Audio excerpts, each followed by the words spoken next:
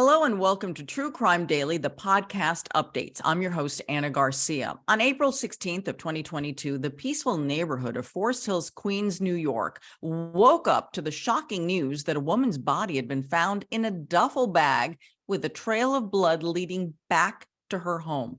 Officials identified the victim as 51-year-old Orsolya Gaal. Her throat had been slashed and she was stabbed more than 50 times. During the investigation, detectives learned that Orsolya had been having a 2-year on-again, off-again affair with the handyman, David Bonola.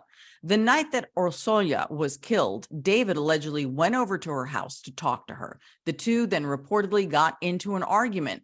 He was indicted in May of 2022 on murder and other charges, and in November, he pleaded guilty to manslaughter. A judge sentenced him to 25 years in prison. Let's look back at the discussion that Rodney Diggs and I had about the heartbreaking case of a mother's murder that sent shockwaves around a very close-knit community. Okay, so our first case is about a mom who was stalked by a handyman, and then her body was stuffed into a hockey bag that belonged to her son. The victim in this case is 51-year-old Orsolya Gaal, and she lived in an especially quiet and safe street in Forest Hills. Now, Rodney, I grew up in Forest Hills, which is one of the reasons I really wanted to do this case because, this neighborhood, I know we say this all the time, right? Oh, things like this don't happen here. But really, this is the kind of neighborhood where this is a most unusual thing to have a murder. Rodney, I'm sure you see that all the time. It's when people are connected to the area, they're like, oh my goodness, this happened here and so violent. Absolutely. No, the fact that it happened in Queens, Forest Hill, when you think of Queens, you don't really think of the pocket of Forest Hill. I wasn't too familiar with it myself. So I had to go and research, and I saw this is a nice, quaint little town. And you would not think that something like this would happen, but it did happen, and very violently at that. Yeah, it's really interesting because as I was reading, where she was last seen alive, what time she was, where she walked, in my brain, I'm seeing all of this and thinking to myself, yeah, you might say in some places, no, do not walk home at midnight, half a mile. But actually in the neighborhood where she was, you really can, or at least you used to be able to. So let's talk about this case because it's fascinating in how police narrowed it down, and they kind of narrowed it down early, but it's how they figured out where she lived that I think is so disturbing. So her body was found stuffed in this duffel bag along Metropolitan Avenue, along a parkway, and along a park. And a dog walker saw blood on the outside of the duffel bag, called police. It was about 8 a.m. on April 16th because, the bag was covered in blood. So when Rodney police unzipped this bag, they find a woman stuffed in it, but they noticed this trail of blood. And to me, this is so fascinating. Police literally followed the trail of blood all the way up to her front door. Right. It's rare that the clues are that easy for police. But in this case, I forget, Mr. Bonola you could tell this was his first time. He wasn't trying to cover anything up. And we understand that later on because he's so brazen when he gives this confession as to how he did it, when he did it. He gives all the details. But in this case, it seemed all he was trying to do and the excuse that he gave was, I want to put this body in her son's soccer bag just so the family doesn't find the body. And that's really it. But yeah, you have this trail of blood that is about a mile away. And that leads to believe that he stabbed her so many times and there was so much blood that the trail was able to lead you back to her house for a mile, an entire mile. Yeah, it was really violent. Police say about 50 stab wounds. So I think you're right. It sounds horrible to say it, and you're saying it in the most polite way, but it's almost as if a lot of blood is gushing out through this duffel bag. And it's interesting that the bag had wheels on it as well. And ultimately, police were able to go through doorbell, video cams, and security cameras in the neighborhood to really literally pick up someone dragging this duffel bag with this mom stuffed in it. Now, the other thing I want to explain is kind of like this neighborhood, because this area of Metropolitan Avenue in Forest Hills, for those of you who watch the TV show Blue Bloods, for example, a ton of that show is shot there. There's even an ice cream shop there where they're constantly shooting. I want everyone to understand that it's kind of like a middle-class neighborhood dotted with businesses. So again, this was an incredibly isolated but very specific crime, which the cameras were able to pick up because it was so unusual. Who drags a big duffel bag through a quiet neighborhood at this hour being picked up by all these cameras? So I am also, I want to get your take on this. So when the police go to the house and they find a 13-year-old boy in the house unharmed, and so they handcuff him and they take him in for questioning. He is a minor. He turns out to be the woman's son. What do you think about that, Rodney? Well, at this time, the police have no other clues other than you have a duffel bag or a soccer bag. The blood is going back to the house. And then you have the son who's upstairs. There's no signs of forced entry because what at least the police believe is that either Bonola had keys to her house or he knew where the hidden key was to get in the house. And so initially, before they find this out, there's no signs of forced entry. So they can only believe that, okay, it must be the son, but then they quickly disperse of that contention. But it's interesting because things like this, like you said, don't happen in Forest Hills. And there is no other clues that the police have until later on, and I'm trying to figure out, when they put it together, but when they find the note on the refrigerator that says, "I need a new handyman," and then that's when they start to look into the handyman.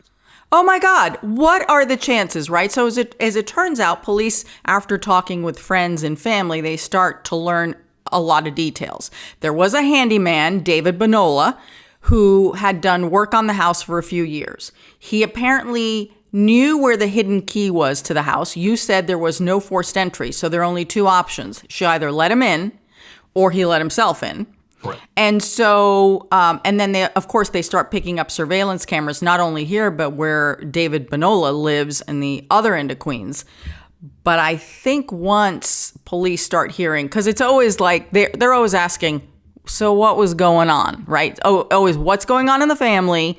Where is everyone? Now, this woman was married. She was married with two sons. The husband and the oldest son were in Oregon looking at universities for him to begin college.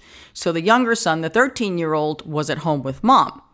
And so then once police find out that the handyman was more than a handyman, and there's a clear note on the fridge that says, "Get a new handyman," you're starting to piece things together. And then the evidence just flows in. It just it flows in. Police say that as they followed the bloody trail, they not only went to Orsolya's house, but they also found a bloody jacket, blood-stained tissues, and then in the park, Forest Park, which was nearby, they also found boots, a T-shirt, and bloody bandages.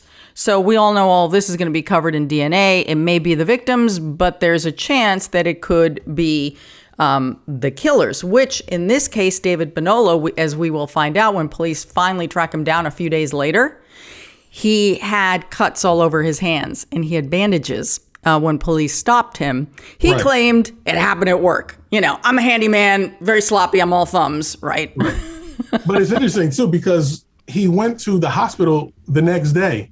Right. So he didn't try to nurse his own wounds. He went to the hospital and they said the wounds are too deep for us to treat here. And then he went to another hospital to get treated. And that would be consistent with, possibly cutting his hand because he had a knife and he stabbing her over 50 times. And so that would be consistent with the type of wounds that he would have on his hands. Again, he wasn't the sharpest knife, pun intended, the sharpest knife in the drawer.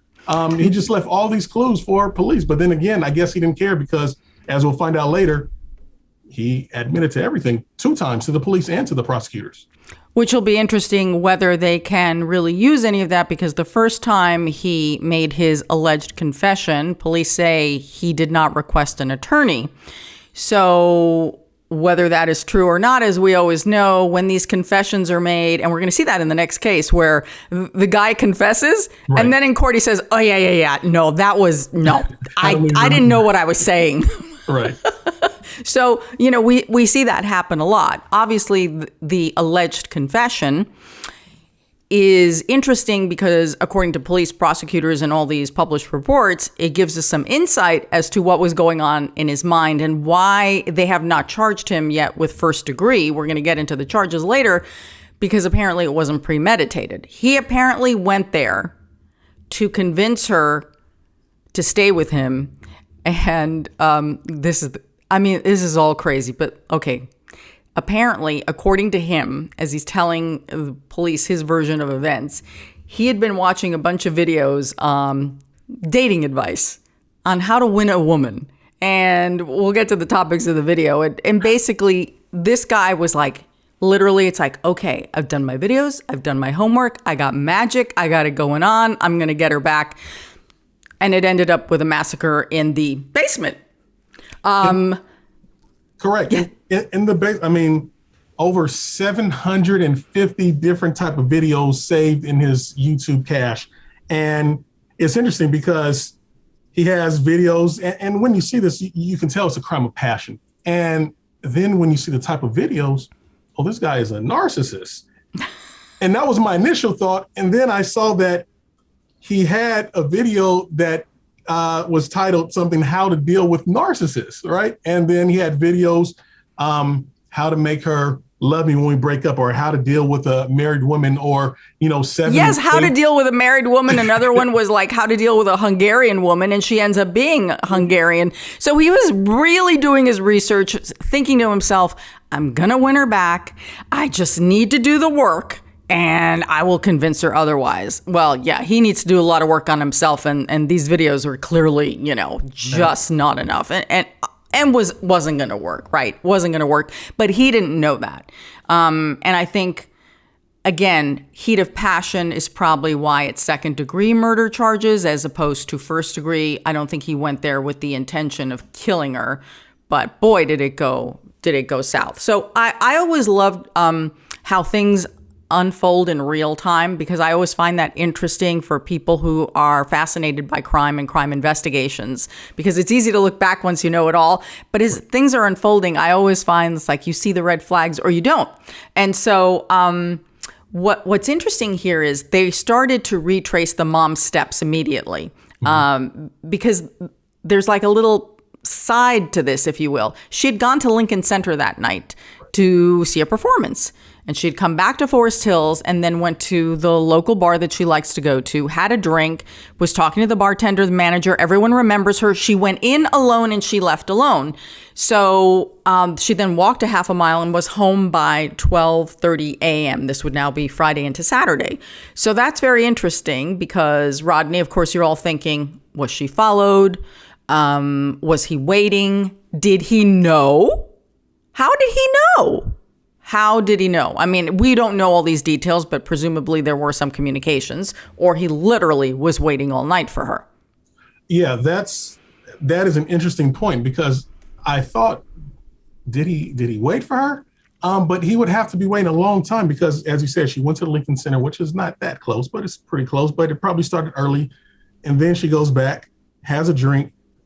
But the time frame in which he gets to her house is between 12:30 and 12:40. So in between 10 minutes after she arrived. Yeah. So I don't know right now. I haven't seen anything that shows there's any communication between them via text message or phone. I don't know if she called him to come over because her husband was out of town. Or maybe she said, I'll be home by then, and he wanted to talk. There's a lot of speculation as to that, but he did arrive shortly thereafter. And either she let him in or he came in. Obviously, it wasn't anything that was not normal, because the son wasn't awake. The son was still asleep upstairs before they got to the basement. And so maybe it was a cordial or consensual invitation, or arrival at the same time at the house. That part, we'll probably know later once the police continue to do its investigation. Yeah, I find that very interesting. I don't believe in coincidence, especially when it comes to crime. So either it was coordinated or he was waiting, because that wasn't a long time in between her arrival and then when he arrived. So according to the New York Post and the Daily News, David, the handyman, is a divorced father of two, and he lived at the other end of Queens in Richmond Hill. So here's the other thing. The Post is saying that he was here illegally, had been in the United States for a long time illegally. So there could be some additional charges that he will be facing about his status here. Not to go off on another tangent, but it's just another level of potential crimes that he's facing here. So surveillance cameras in the neighborhood where the handyman lives picked him up returning home around 6 a.m. So now by Wednesday, police have narrowed it down to David. They want to talk to the handyman who's being replaced by the Post-it on the refrigerator. And he's got bandages all over his hands, as we've said, and he manages to explain that away. It's like, oh, happened today, an accident, working, so dangerous. And yeah, that didn't work. So police say that David confessed and allegedly provided details of what happened in this massacre in the basement. This conversation, police say, reveals the motive. Not so much for the murder, but why he was there and what went wrong with basically all his love tools. The love tools that he found on YouTube were just not working for him. So as you mentioned, not only did they find all those videos that you went through, but they said about a week before the murder, he added one video to his playlist from a dating coach called The Attractive Man. Yes. Help me. And then the video was entitled 7 Mindsets That Attract Women Like Crazy. Okay, that pretty much is telling you what was going on in his head. This is another favorite of mine. How to deal with a relationship with a woman when she is just not that into you. I think he knew. It was stacked up against him. Oh my goodness. All right. So the other thing is that David Bonola, according to police, was a fan of crime videos. A lot of crime videos. Violent ones that showed a lot of stabbings and shootings and rapes and murders, which I suppose if you're a regular listener of this podcast, one might say the same of you. But I mean, 754 videos depicting all this stuff. It's telling, to say the least. David is a guy who wants to be in control. And he's living out his life based on everything that he's seen online, based on these videos and based on this online advice of dating. He has this sort of bravado, machismo, sort of personality. And when it doesn't go his way, and based on everything that he's learned on the dating side of the videos, then he snaps, and then he goes into everything that he's learned on the murder side of the videos, almost to the point to where it was similar to a stabbing that happened at a college, either that year or a year before. I mean, almost in similar fashion, and it's ridiculous. Yeah, it really is. I don't know what to make of this. I mean, there are some photos also. Police said that he was friends with the victim on Facebook, and that he would post comments about how beautiful she looked. So clearly, he definitely had feelings for her, and was somewhat public about it. And remember, she's married. So, is it really okay for the handyman to be posting, you look really pretty on Facebook when you're married? Okay. So he has now been charged with second-degree murder, tampering with physical evidence, and criminal possession of a weapon in the fourth degree. He faces 25 years to life if convicted. He appeared in court Tuesday of this week. When he was being moved back into the squad car, reporters were yelling at him and asking why he did it. in typical New York style. And he screamed back at them things we cannot repeat here, but basically, F you and mother F you. So there you go. That's the story. It's really troubling. And you now have 2 children without a mom and a husband who, if he didn't know that there was an affair going on, man, what a way to find out what the heck was going on in your house. Oh, Anna, what else is troubling but also interesting is after the murder, he took her phone and texted the husband. Oh, that's right, Rodney. That's right. And text the husband and threaten him and the kids. I mean, I stabbed the person who I'm in love with over 50 times. I sliced her neck. I put her into her son's soccer bag. You know what? Hold on, let me get her phone real quick. Let me go ahead and text her husband all these, messages. And then he leaves and dumps the body. I don't know what's going on in his mind. And the fact that the officers found him 4 days afterwards next to the body. I mean, he's just proud of his work at this time. He's just going, he's looking, he's like, oh, still nothing. Okay. And that's how they catch him, because he's right there looking at the body 4 days later, or at least where he placed the body at. I mean, but we know more of David because you have all these reports. He liked to visit the local baristas, right? He'll go to the Starbucks and some other coffee shops, and how the people describe him, fits to these videos that he watched. Oh, he was a creep. We were weirded out by him. He proposed to, 2 separate women who worked here, or he would leave love notes in the tip jars. And, he would ask us very inappropriate questions that a client, or a patron shouldn't ask. I mean, to say the least, David thought a lot of himself. And so it'll be interesting to see, how a jury of his peers, find all the evidence and what they come to at the time of a verdict and deliberation. Yeah. And of course, there's going to be a lot of forensics here. And one thing that will, I think, to a degree, work in his defense is because he was a handyman, there may very well be his DNA in the house. His DNA being in the house is not outrageous when you consider he worked at the house. Now, I realize that's different than saying right there, at the murder scene and on the bag and in the bag. I'm not saying they've said that they found it yet, but presumably that's where they're going to look. So that'll be a whole different case. But there's just that tiny, tiny little window here. It'll be very interesting to see how this case proceeds. I think based, Rodney, on the way you describe him, he doesn't sound like a guy who's going to want to take a plea deal, because he's going to be able to convince the jury otherwise. He wants to be seen. He wants to be heard. He wants the spotlight. I think he's eating this up. And you're right. He's not going to take a plea deal. He wants to take this all the way. But who knows if he's going to come up with a defense or if his attorneys are going to be successful in suppressing the confession. And if they are, then you have his side of the story. The kid is upstairs, asleep. They're in the basement. And you have nothing else, then you do have the video evidence of him walking down with a, right. Right. That part we do have, which is good because it's undeniably him, walking. Nobody does that at, between 12 and 4 a.m. So, yeah, it will be interesting, what he says and the sort of, defense that he puts on. Or it'll be interesting, and if he even gets a lawyer.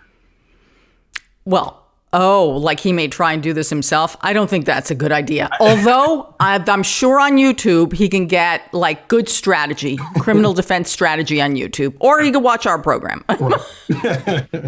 Okay.